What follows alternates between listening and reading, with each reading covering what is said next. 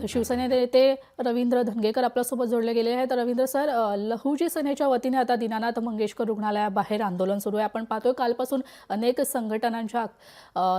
संघटना आक्रमक झाल्या होत्या. आता लहुजी सेनेकडून देखील मंगेशकर रुग्णालयाबाहेर निषेध सुरू आहेत. काय तुमची प्रतिक्रिया?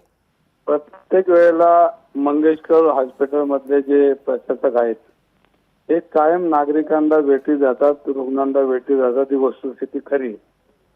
प्रत्येक नागरिकांना चांगल्या सुविधा देण्याचे उपचार व्हावे हा आपल्या राज्यघटनेमध्ये त्यांचा अधिकार आहे. राईट टू लाईफ आर्टिकल 21 या भारतातील राज्यघटनेच्या तरतुदीच्या संबंधित रुग्णांनी वेळोवेळी यांनी भंग केला. म्हणजे राज्यघटनेच्या तरतुदीचा जो भंग यांनी वारंवार करण्यात आलेला आहे. अशीच एक केस राजस्थानमध्ये घडली होती 2016च्या वेळेला आणि त्याच्यामुळे आरोग्य यंत्रणेचे सगळे वाबडे काढले होते राजस्थान सरकारने.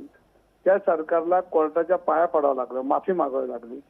हीच परिस्थिती आज महाराष्ट्रामध्ये वारंवार घडत असताना आम्ही राज्यकर्ते म्हणून काय करणार हा महत्वाचा प्रश्न आहे.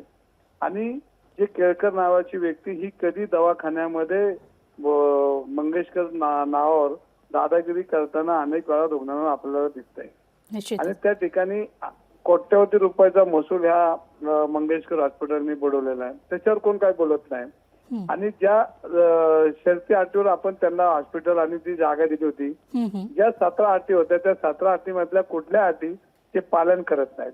त्या ठिकाणी त्यांनी आणलेलं युनिट मग ते भाड्याने दिलेले असते, त्यांनी आणलेल्या बाकीच्या सगळ्या यंत्रणा ज्या असतील आरोग्याच्या त्या सगळ्या कंपन्यांना चालवायला दिलेत त्यांनी.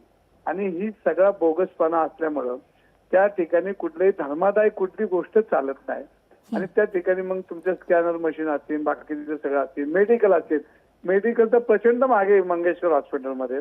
बाहेरचेच मेडिकल स्वस्तात नागरिकांना मिळतं, पण ते मेडिकल बाहेरनं आणलेलं तिकडे घेतल्या जात नाही. ह्या सगळ्याची चौकशी करून त्याच्यात प्रशासक नेमलं पाहिजे. आणि प्रशासक जोपर्यंत प्रशासकाच्या माध्यमातून त्याची चौकशी केली पाहिजे आणि सरकारने मग त्याचा योग्य तो निर्णय घेतला पाहिजे. त्या सगळ्या गोष्टी आतल्या आपण बघितल्या तर प्रचंड प्रमाणामध्ये नागरिकांची लूट त्या हॉस्पिटलमध्ये होते. मेडिकलचा विषय असेल, त्यांनी दिलेली युनिट चालवायला दिली असेल, तिथे कॅन्टीन असेल, वाहनतळ असेल.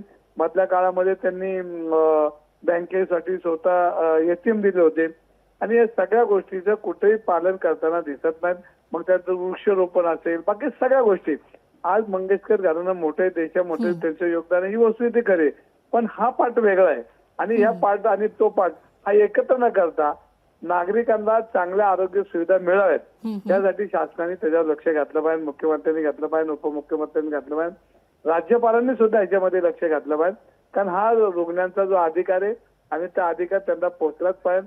तिथं कपडे बघून आणि हातामध्ये सोनं नाणं दागिने आहेत का बघून तर आतमध्ये परवानगी त्यांना ऍडमिशन दिलं जातं.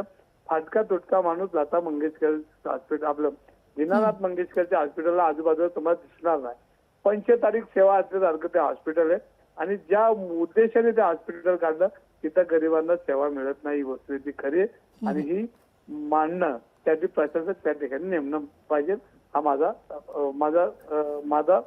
स्वतःचं म्हणणं आहे. निश्चितच.